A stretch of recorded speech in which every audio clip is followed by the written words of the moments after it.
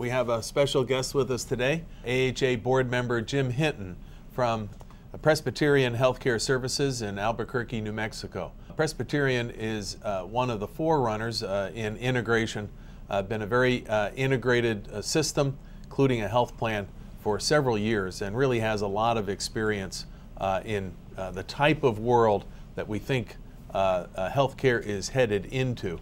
But also, I know lots of challenges still to experience as well. So we're really pleased to have Jim with us today.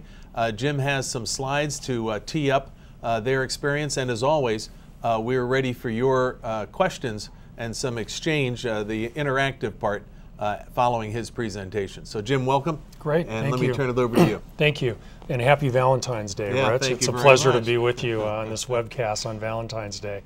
I appreciate the opportunity to tell a little bit of the Presbyterian story from New Mexico. I think there's two main points that I'd like to make. One is that the more experience we have with transforming care, the more convinced we are that this new transformed healthcare system will actually be better for patients. Quality goes up and costs can go down. And the second part of the story is that the demographics of New Mexico may be a look into the future as to some of the demographics that the entire country and the entire healthcare industry will be experiencing. So we sure don't have it figured out, but we have some things that we would like to share. Now, a little bit about New Mexico. It's a relatively large state with not that many people in it, although we are blessed with having the most PhDs per capita of any state in the United States because of our two national laboratories. And just like Washington, D.C., we have no professional football team. Ooh. Sorry, I had to get that in. It's going to be a rough presentation, I folks. understand. The demographics in New Mexico are also fairly challenging. If you look at this slide, you can see that New Mexico is in the gold bar and the rest of the United States in the purple bar. And we have relatively fewer commercially insured patients, and we have relatively more uninsured, Medicaid eligible, and Medicare eligible. And so as we increasingly rely on government spending, we really don't have a private sector to make it up with. And so we really have to make it work on what the state and what the federal government pays us. Now, our model is an integrated financing and delivery model. We are a hospital organization at our founding, but the last 25 years we've been very focused on building an integrated financing and delivery system with the state's largest health plan and the state's largest medical group. And that really is the secret sauce, if you will, to our success with transforming some aspects of our system.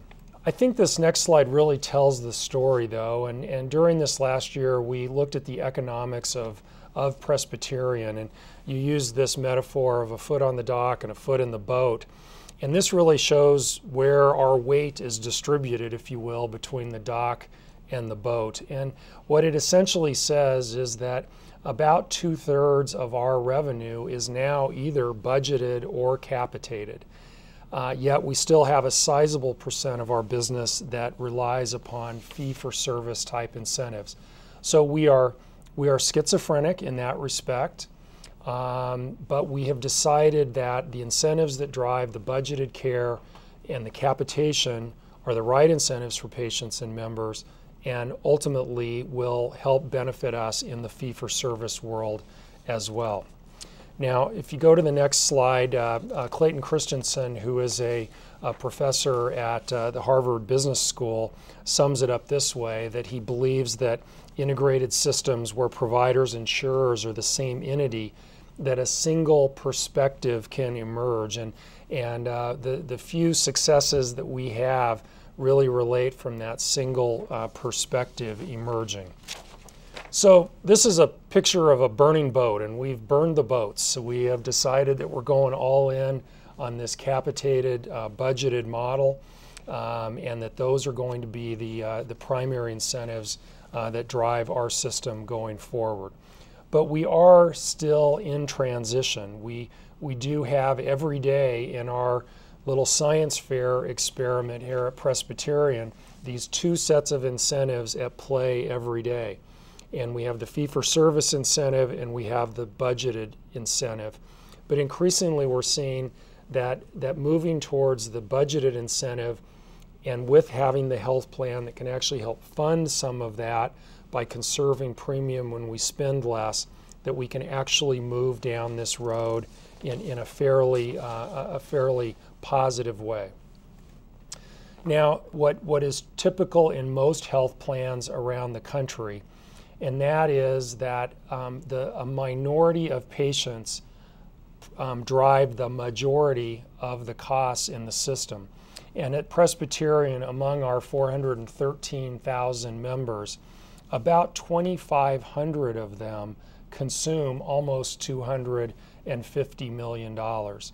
And so the other 410,000 basically consume the remaining 3/4. And so it's disproportionately weighted towards people with chronic illnesses, people who are making huge demands on the system, and that has to be an area of primary focus. So there's two programs that we've been involved in that I want to share. One is what we call ED navigation, emergency department navigation. And just like every health system in the country, inappropriate use of emergency departments has been a huge problem for us at Presbyterian. And obviously the problem stems from people not having access to primary care services and having some learned behaviors around using the emergency department. So this program essentially screens people out of our emergency departments who don't need to be there for that level of care. But rather than just turn them away, we actually make an appointment for them in a primary care physician's office and guarantee access within 24 hours. If they're uninsured, we take care of them in our own medical group, or we will actually pay for them to see a primary care physician. And I can share some results of that program. First of all, we're no longer providing non-emergent care in the emergency department. We have a great opportunity to educate patients, and we are providing a mechanism to feed people into the medical home. Now, if you go to the next slide, the economics of this are very interesting, because clearly from our health plan's perspective, avoiding expensive emergency department visits is an obvious win. From the hospital standpoint, hospitals could legitimately treat these patients, our hospitals could, but as they're navigated away, the hospitals actually experience a reduction in revenue. What we found is, as we navigate patients away, we're actually able to serve more patients in our emergency department who actually need to be there. So some of the results that we've achieved, we have, since the program started, we've navigated about a little over 11,000 patients. It's about 10% of our volume every day is navigated out of our emergency department. The vast majority of these patients that are navigated don't try to come back for a similar problem in the future. So they are being educated. Most people who present with these kinds of presenting illnesses just thought that the emergency department was where they needed to go. And so we have had some very positive results with that.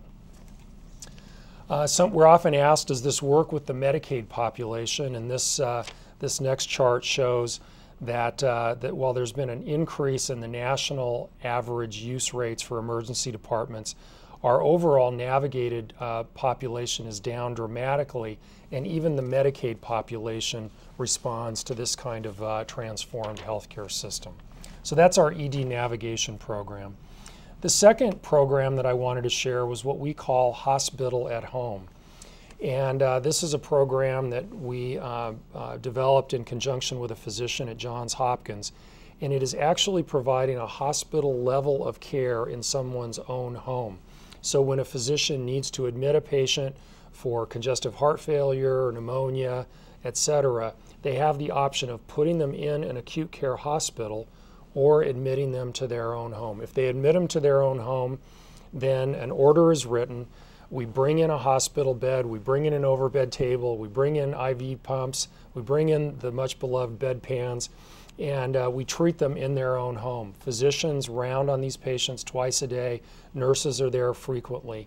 And what we found is that the results are pretty dramatic. We are seeing about $1,000 to $2,000 reduction in the cost of a comparable admission that would go into an acute care hospital. Patient satisfaction is much higher, but maybe most importantly, patients don't want to be in hospitals. They really like to be in their own homes. We don't expose them to the germs that are in hospitals, and they can recover with their Labrador Retriever or their cat laying on their bed, and that actually helps people get better a lot sooner. So we're very pleased with the initial results on this program. But the key ingredients for even these two transformations are, first of all, to have a significant amount of provider engagement. These are changes for all the providers involved. You have to have support from the various stakeholders, the legal department included in that, a willing health plan, the availability of data, and then aligned incentives. So those are the two programs I really wanted to highlight. I did want to share that we are also one of the pioneer ACOs, and even though we have a large Medicare Advantage plan, we see the pioneer ACO as another tool in the toolbox, if you will, to help seniors begin to use the system in a way that's more sustainable and more affordable. So, what's the future? We're also seeing that the private sector is not waiting on the government. Imagine that. And we have some of the more progressive employers that are really taking control of many of their healthcare costs with their own primary care services, with partnerships for wraparound services with organizations like ours.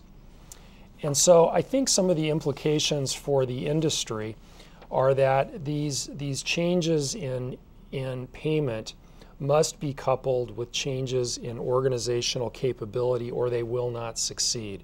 And so giving capitation or budgets or risk to organizations that are not set up to accept that risk is not going to be a winning proposition. So what this graph tries to address is this relationship between integration and payment and how those two have to move together. So Jason Wong with Innosight said it this way, that the critical factor that differentiates these healthcare organizations from ordinary hospitals, meaning integrated systems, are the medical groups, the health plans, and that they really do integrate care. And again, we are very committed because we see the benefits of this every day. So what does the future look like? Well, there was an earlier question on the webcast from someone who asked about the crystal ball, and I don't know exactly what the future will hold. Obviously, we look very closely at the economy, see how the economy is progressing, the ACA, and also the significant amount of industry consolidation that we see. And these are sort of the usual suspects that you might look at in the future. Some of the new suspects include the pace of the volume to value-based reimbursement, the acronyms that we all throw around: patient-centered medical homes, ACOs, value-based purchasing. But I think the hidden force is really unleashing the consumers, and whether they're seniors who are more aware of the costs and maybe bear a greater percentage of the cost for their care, or whether it's a commercial population that is increasingly looking for some different alternatives. I think that we have to keep a close eye on consumers. And then finally, we're, as I said, we've burned the boats and we're all in. And this slide shows a couple of spiders at the bottom of a slide that have just built a web, and the caption is, "If we pull this off, we'll eat like kings." And I think that really goes to our belief that this is a really important model for the future, and one that we're very committed to. Terrific. Jim, thank you very much. A lot of information very quickly. Let's talk just a little bit about, first of all, how the culture changes, or how you have to change the culture in order to live in this type of new world. What have been some of the key learnings there about getting people oriented? Well, I think we've been reminded that you don't change the culture by sending out emails. That culture change is a contact sport. And so I think the best example is in this ED navigation program. People who are trained to be emergency physicians aren't trained to navigate people away, they're trained to see patients. And so the constant feedback of data as to how these patients who are being navigated have fared from a clinical standpoint has just been crucial to the change process.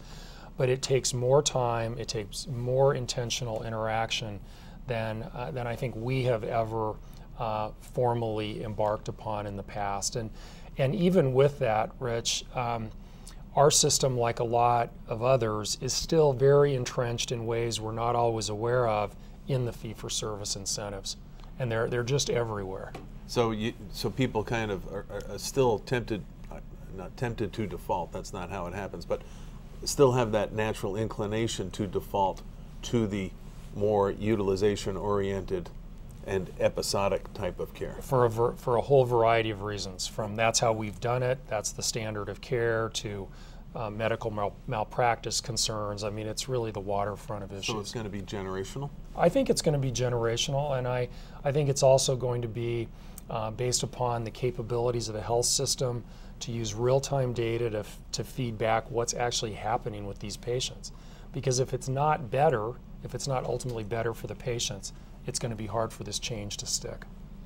So let's talk a little bit about the navigation program, just because I can almost hear it. I haven't looked to see if we have any written questions, but it would seem to me the first thing that would come up would be EMTALA. Yeah. How do you deal with that responsibility? Well, we too are blessed by having a lot of physicians on a lot of lawyers on our staff, and so we've been down that road, and our conclusion and their conclusion has been that as long as the medical screening exam is conducted, which it is, and as long as there's no discrimination based upon the patient and their presenting situation, and that there is an appropriate follow-up, that we're not running afoul of EMTALA. Okay. Now, you used on a phrase on one of the slides that didn't come through, unfortunately, the notion of, quote, cannibalizing services. What do you mean by that? And I'm sure that that's part of this major transition you're trying to make. Well, it may not be the warmest and friendliest metaphor for the change that we're going through. But in fact, we're not going to be able to do everything we've always done and introduce these new programs and expect there to be enough money in the system to do it all. And so hospital at home takes acute care patients out of our acute hospitals and moves them into their homes. A very focused effort on readmissions takes people out of the hospital, and that's a good thing. The ED navigation, those are patients who we could treat and we could justify treating in our emergency departments. So there's a lot of examples of that where we just have to simply stop doing some things if we're going to do others. But you keep, obviously, the best parts of what you have, but refit them. That's correct. Under this new model. That's correct. Okay. Another thing, I want to go to the capitation idea. It's not a payment system that a lot of our field has had a lot of experience with. Part of the reaction I get when people look at it, they say, yeah, fee-for-service encourages overutilization, capitation encourages underutilization and non-provision of services. Yeah. Could you talk a little bit about more of the long-term view on that and how it isn't quite that simple? Well, we all are still tainted by that image of Helen Hunt and Jack Nicholson and her rant against managed care back in the 80s, and I think that we know a lot more about what works today than we did the first round of very strong managed care and capitation. And you look at a system like Kaiser and you actually see that they are making larger investments in some areas in order to really respond to the legitimate healthcare needs of their population. And so doing a lot of CT scans doesn't necessarily improve the health of your population. Putting programs out in the community, for healthy eating, for exercise, and preventive care actually does produce that. So I think we have to get out of the mindset that everything we're doing today in American hospitals are actually contributing to the health of our population, and look at the data and look at how we can move those resources to another venue. But no system is perfect, right?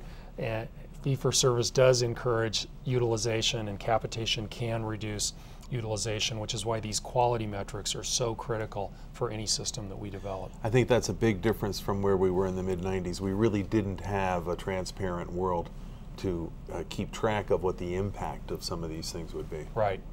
Right.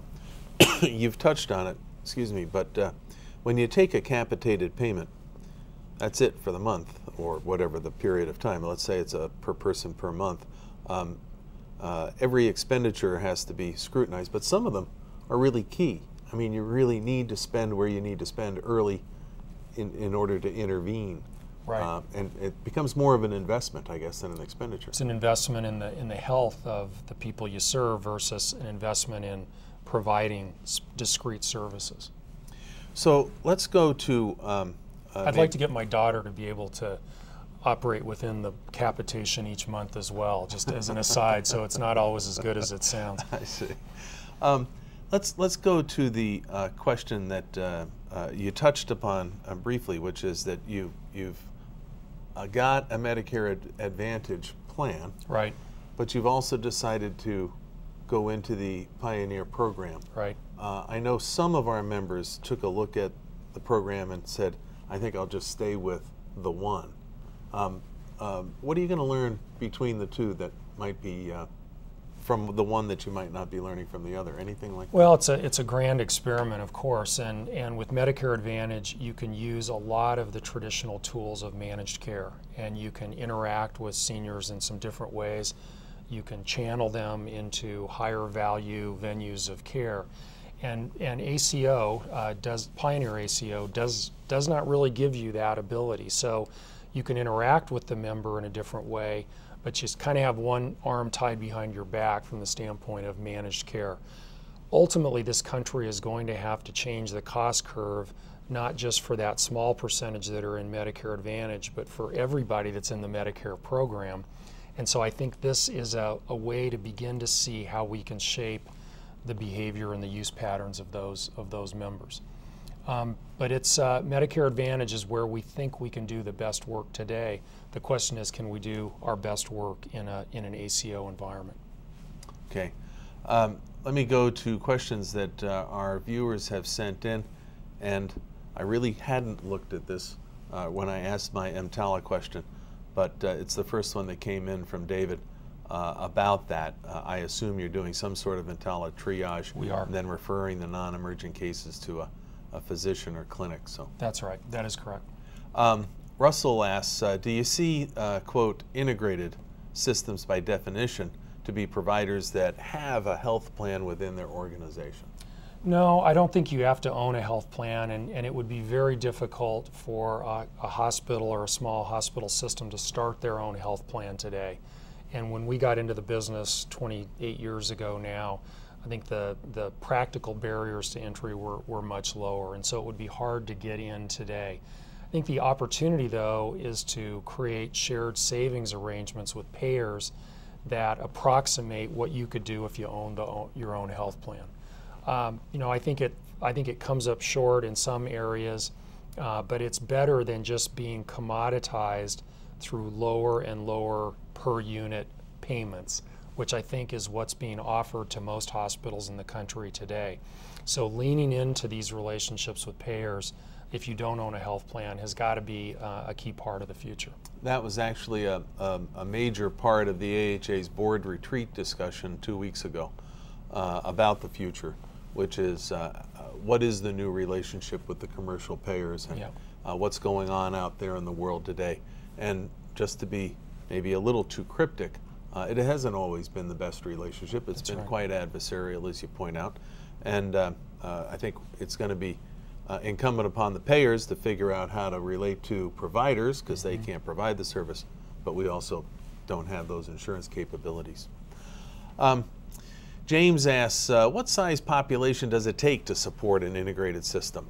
And how will rural hospitals succeed in their mission to not only care for their rural patient base, but also be an economic, continue to be an economic force in their community? Well, with a name like James, he's obviously asking a very, very intelligent question that this James doesn't have a great answer to.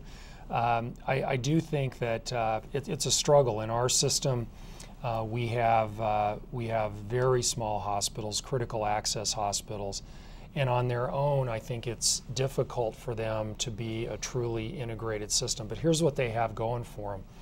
One is increasingly they do employ or tightly align with their medical staffs. And so I think most rural hospitals around the country, for recruitment reasons as much as anything, have employed their physicians.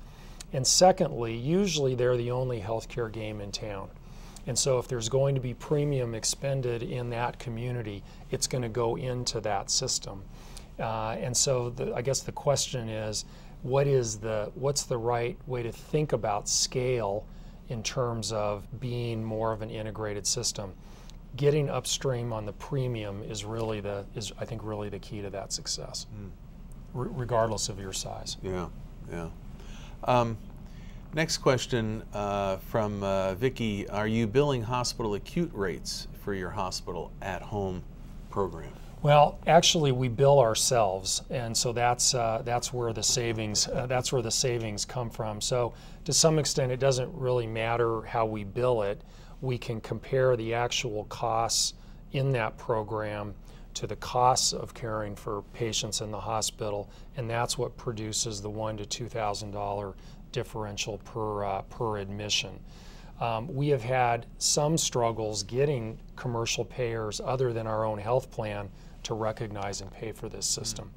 In the ED, we navigate everyone regardless of their payment source. With the hospital at home program, it is only for our own health plan patients today. So let me get this straight. You're actually going to have to use your own health plan data to go convince other health plans to make the change. It just keeps getting curiouser and curiouser, as they say, doesn't it? Yeah, I'll say. Fun thought, though. Yeah. I mean, there's possibilities there. Let me stick with the hospital at home program for a second. I actually heard you to say that doctors round on these patients at home. Yes, they do. You're going to stand by that. Yes, I am. I mean, that's really a model we haven't seen in a long time. I've got the pictures to prove it, and we have a couple of physicians that really want to care for people in their own homes. And it's, I didn't mention the falls, the hospital falls that a patient would experience in one of our institutions are reduced by about 75% when people are in their own home. Really? Because they know where their bathroom is. Wow. They know where the rug is. And if the Labrador's laying on the ground, they usually know where the Labrador's laying, so they can step over them. And so we have just seen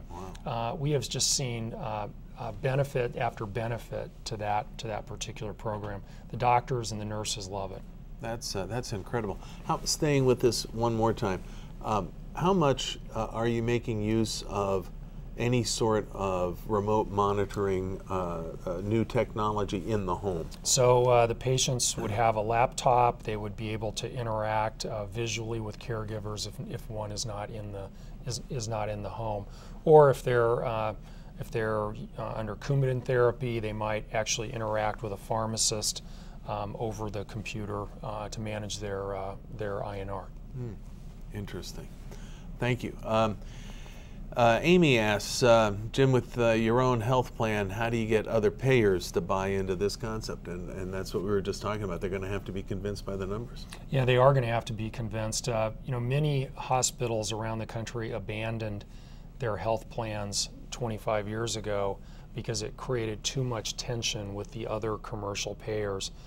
We have been able to work through that, and now we use the health plan, as you suggested, to actually create some positive leverage for them to engage in some of these new payment models. And but we don't really have any successes to share there, so it's really a concept at this point. Good. Well, I think you really kind of summed it up at the outset when you said that you're now convinced that it can be better care for the patient at a lower cost, right. Which is the holy grail that we're all chasing. So thank you very much for sharing the Thank you. Presbyterian experience. I really appreciate you coming by for the webcast. You're welcome. Thank you.